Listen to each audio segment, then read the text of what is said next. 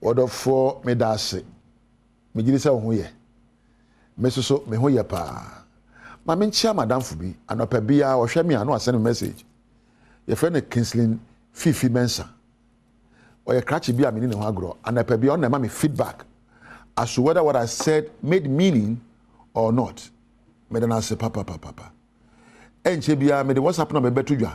Now, so my feedback. I mean, and yet me found to you there. Mema a jump pedu, and I read off there to you. Now, my feedback. Now, a yet Kinsley Mensa, Yamin Shirao. And that's also my bow. Everything begins with the thoughts you pay attention to.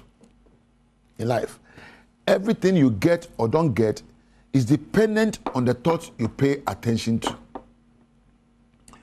Ade bia abenya ne nia wonya ya be ye ne nia wonye no nyina so ye adwene ota adwene fanse empo wutsiwe yi wo hia obi no ahwe ne eso ne fom wan na kire o se ne ho nye fe wan na kire o se se be o kronfo wan na kire o se o ye otanfo.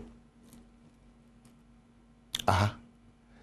Esa nsuahunu bi a wanya da. Ene a wahwe ago adwen prosonti ubu nipa aten. Atembuo a ubu nipa no, ni nyina so e wadwene. Sempo osori na wahwe wo yire anim. Oba we kura mnyanka meja no e adwene. Oba we mnyanka medo no e adwene. Ah me kunu we de osombo ma me. Adwene a ba dwene no be kenya ne ye bi. Eno nti adwene a ya dwene no e na kenya ya tenka. Our thoughts trigger our emotions. And it creates a vibrational frequency. And I mean, neuroscience mu. Adwene bi abadwene mu no, e kenya tumidie bi. Te say dia wo hwe TV, say TV no, me nya ofie na me wo. Na vibration bi na wo hwe no wo sa screen we so. E na ahumi no. Enti adwene a wo dwen so dan TV e wo wiase. Na enipa bebre e hwe wa adwene. Na e kenya e bi ben wo, na epamo nipa bi firi ho.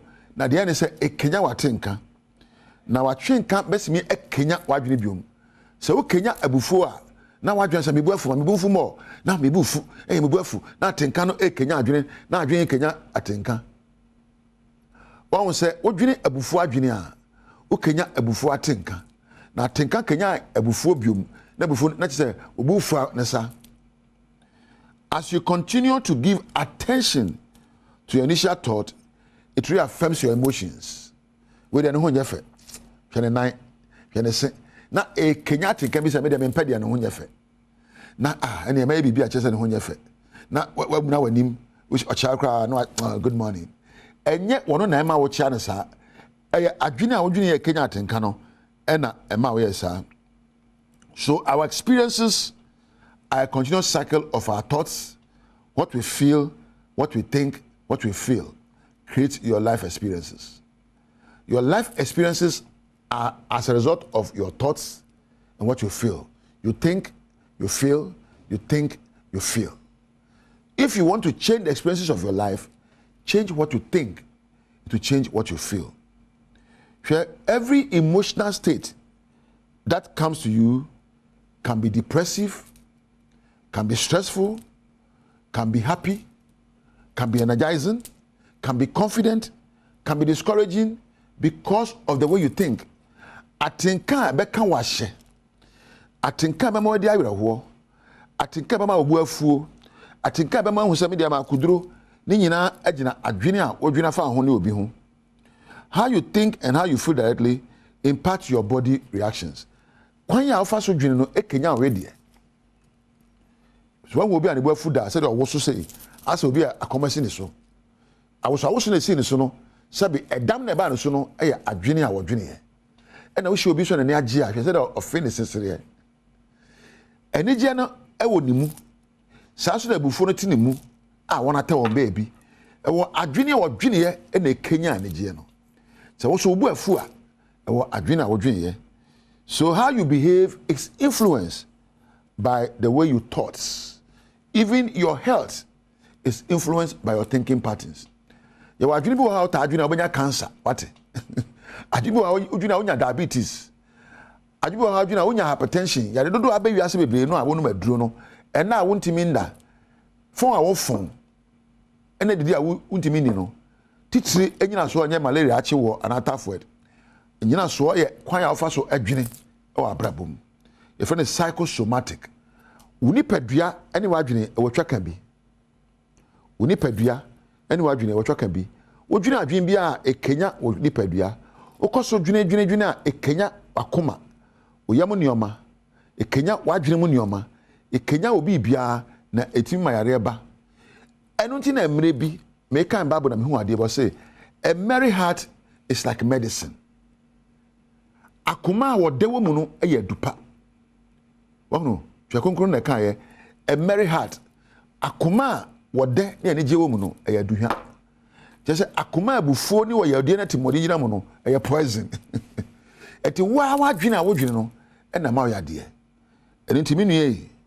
Ene de wo bibi abebo ho ban pa wa brabo mu a adwene a wodwene. So to sum up, emotions are the reactions to the thoughts you give attention to. Your emotions are the results to the thoughts that you give attention to.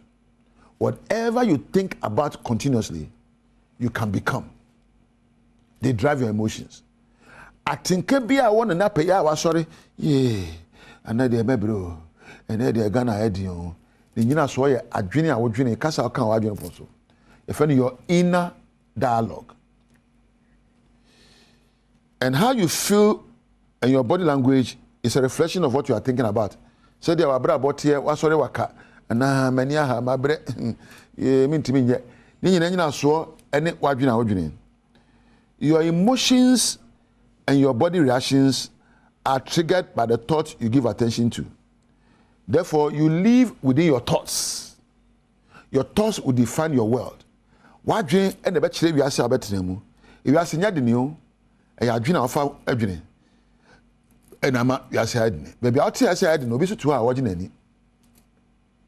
And to me, another day, your problems are not problems until you think they are problems. And until the battles of life are first won or lost in your adwene. Abrabo, wawadie, usikasem, uye die ntokwa obeko no, ejina aha na wadi nkunim ana wadi nkuguo. Me mpa abo ne se obadwene adwene di nkunim be ma ho. Me mpa abo se obadwene adwene pa ejina wodo na neje so na Kenya wadum pempenso a wabo se me so mo mama. Aha na me de beja wo abusua, dwadwene mpa, dwene odo, dwene neje emfa wo tibia wo mu wadwene betima sakra tibia fo a wo mu no ama wanya tibia papa aha na meja wo edin yam yeso ya ni tekotego ma me nda ase se onya akwanhwe me na me na eja wo be kampedu ase Randolph so me da ase wenum na me producers na me na sound osmosis camera for MCR for lighting Adom adwuma fo nyina me da mo ase me am de dwumade ho chia me edin yam yeso ya ni tekotego me da dwempa na eja wo dwadwempa na sakra abrabom Macrao.